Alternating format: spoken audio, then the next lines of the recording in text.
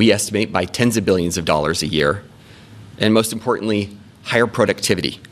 Today is about freeing Americans from the weight, literally and figuratively, that holds us back. It's about unlocking the potential of every citizen to live fully, to contribute fully, and to find joy in their health. We cannot reach our full potential as a nation if we do not reach our full potential as individuals. And we cannot reach our full potential as individuals if we are not healthy. Thanks to Nova and Lily for showing up so constructively over the last several months to make this possible. What I'm about to share with you is one of the most explosive, jaw-dropping courtroom moments we've witnessed in modern American legal history. And it perfectly captures what happens when aggressive legal tactics collide headfirst with the cold, hard reality of having to actually prove your case in front of a judge and jury, a star defense witness, someone Trump's legal team specifically brought in to demolish the prosecution's narrative, someone they were counting on. That witness didn't just stumble on the stand, he imploded, spectacularly, catastrophically, in front of everyone. I mean, we're talking about a complete and total collapse. This man became combative, defensive, started muttering under his breath, rolling his eyes at the judge, making contemptuous remarks into a live microphone. The situation spiraled so far out of control that the judge had to do something almost unprecedented. He cleared the entire courtroom just to restore order. Let me paint the picture for you, because the details are absolutely extraordinary. This is May 2024, Manhattan Criminal Court, the hush money trial of former President Donald Trump. The prosecution had just rested their case after Michael Cohen, Trump's former fixer, completed 4 grueling days on the witness stand.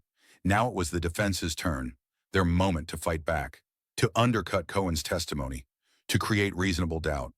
Trump's legal team called their witness, Robert Costello, an attorney, a man who had once tried to represent Cohen back in 2018 after the FBI raided Cohen's hotel room, office, and home. Costello was supposed to be the weapon that would destroy Cohen's credibility. According to Cohen's testimony, Costello had offered him a back channel to Trump, a way to stay connected to the former president during the federal investigation. Cohen said he found Costello sketchy and worried that anything he told him would get back to Trump. But Costello had a different story. He was there to tell the jury that Cohen had told him, repeatedly, that Trump knew nothing about the hush money payments to Stormy Daniels, that Cohen did it all on his own. This was crucial for Trump's defense. If Costello could convince the jury that Cohen was lying about Trump's involvement, the entire case could crumble. Defense attorney Emil Bove began the examination.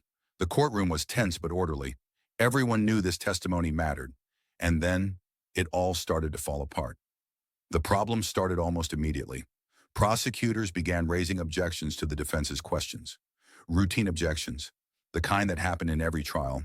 But Costello couldn't handle it. First objection sustained by Judge Juan Merchan. Costello's response?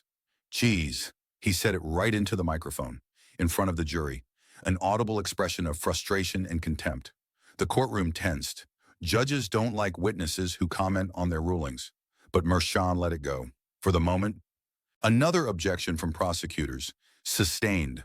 Costello's response this time? Pfft. An exasperated noise, like a teenager who just got told they can't go out with their friends. The judge's patience was wearing thin, but the examination continued. Then came the eye rolls.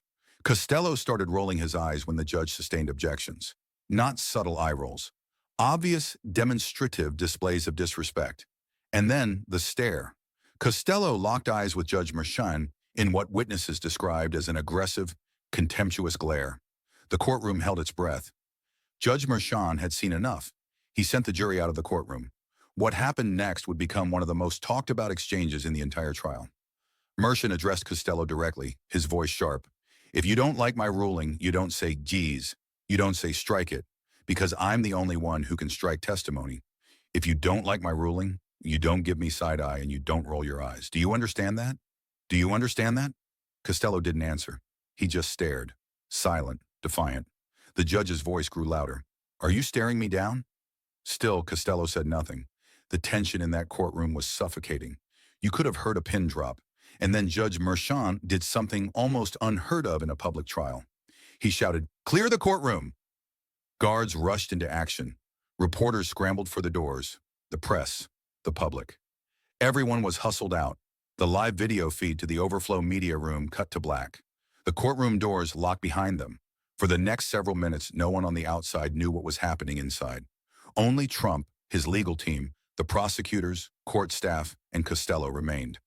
According to court transcripts released later, Judge Merchan unleashed on Costello, "Sir, your conduct is contemptuous right now. I'm putting you on notice that your conduct is contemptuous.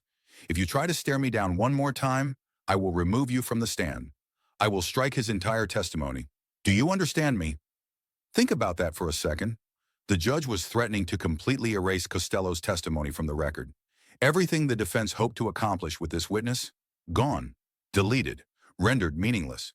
When reporters were finally allowed back inside, Costello sat slumped in the witness chair, staring blankly forward.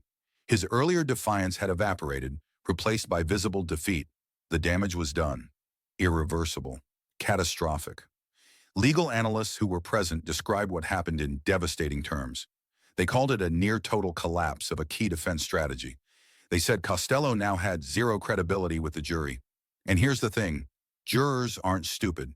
They saw everything. They watched Costello become defensive, combative, disrespectful. They heard him mutter and saw him roll his eyes. They watched the judge clear the courtroom because this witness had become so out of control.